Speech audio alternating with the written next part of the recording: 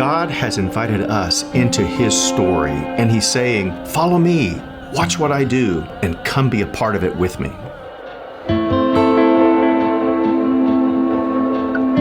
The Mediterranean Rim Initiative is our effort to join what God is doing to reach the Muslim world. And most of the people who are reachable are in countries that border the Mediterranean. A few years back, all of a sudden, people started fleeing because of war, because of just really kind of being oppressed in a lot of ways.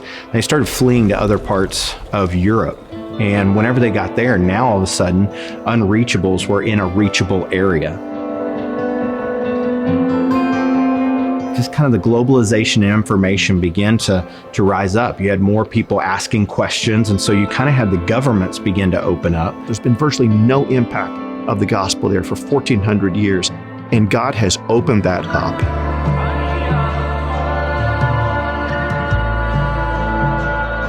For 1.8 billion people to begin to hear the good news of Jesus, just to get to be a part of that, to get to play a role in seeing people who talk about 1,000 years of their people group not having Jesus, that's just an incredible opportunity. Many of us thought that the Muslim world was unreachable.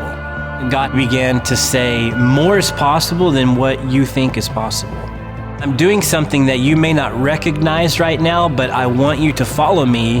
What can we do? If God says now is the time, if God says today is the day, we as the church say, here we go.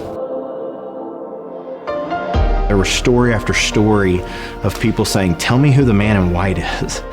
Tell me who that one that came in a dream was. Tell me who this Jesus is. He's showing up and he's pursuing these people.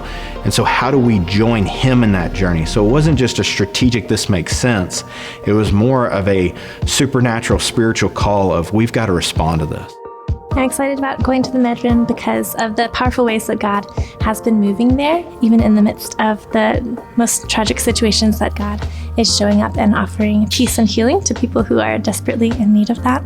It gets intensely personal because you get to see people who have been without hope who now have hope. Our church, Woodland West Church of Christ in Arlington, is a partner church in the MedRim initiative. So we're now a financial partner, and we're looking forward to finding ways to actually engage our people in this ministry. You know, I think of Romans 15, where Paul says he wants to preach Christ where he's never been named. Because of this migration, they're leaving nations that were much harder to reach.